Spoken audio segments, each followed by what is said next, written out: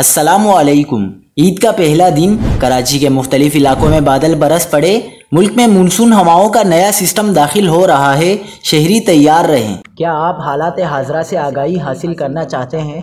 खबर के पीछे छुपे असल हकाइक जानना चाहते हैं तो अभी सब्सक्राइब कीजिए जिलमिल पाकिस्तान को और साथ ही घंटी के निशान पर क्लिक कर दें।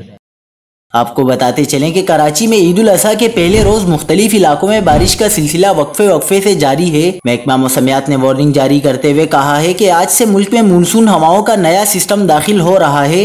महकमा मौसमियात का कहना था कि कराची समेत सिंध के साहिली इलाकों और बलूचिस्तान में ईद के तीनों दिन बारिशों का इम्कान है। मंगल को एक्टिविटीज में वक्फा आएगा, जबकि बुध से वापस बारिशों की शिद्दत में इजाफा होने लगेगा, क्योंकि एक और मानसून सिस्टम कराची के दरवाजे पर दस्तक दे रहा है। लिहाजा शहरी मजीद बारिशों के लिए तैयार रहें और एहतियात करें।